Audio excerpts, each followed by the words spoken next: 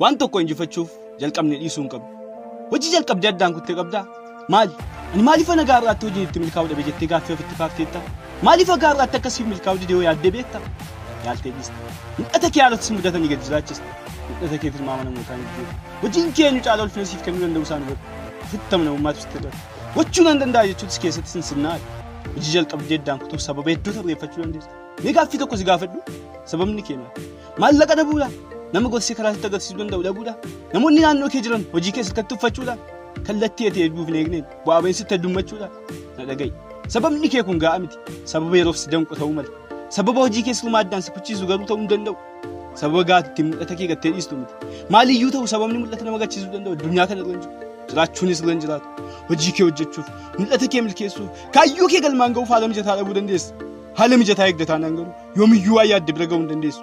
Haala mijataa dhabuun namoota lakkoofsaan hedduu ta'antu wal fakkaatudha. Haala mijataa uumuu dandeenyaan garuu namoota hedduu keessaa nama adda addaati. Addunyaa kana irratti haala mijataa argachuu caalaa haala mijataa uumuutu salphata. Mul'anni kee maali? Maal hojjechuu barbaada? Kaayyoon jireenya keetii maali? Yaada kee keessa kan jiru ija keen argitee akka kee tutuu qabattee akkasitti tolu maali? Hojii ati irratti deeggarsa dhabdee addaan kutte sun maali? Hojii ati eegaluuf jettee haala mijataa dhabuu sodaattee teesse sun maali?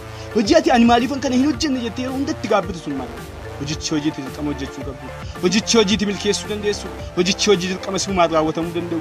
Kutannoo qabaadha. Mul'anni keessatti jiraachuu fi qabdu ta'uu isaa godha. Mul'anni keessatti du'uu fi qabdu akka ta'etti yaadu.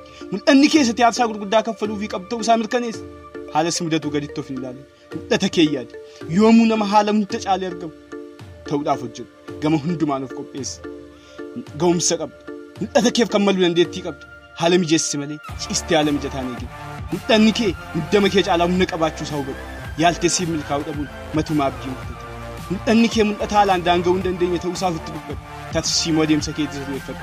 Haga milkooftutti, haga gaafa bira geessutti, haga gaafa ija kee argitutti, haga gaafa addunyaatti mul'iftutti irra deddeebii yaadi.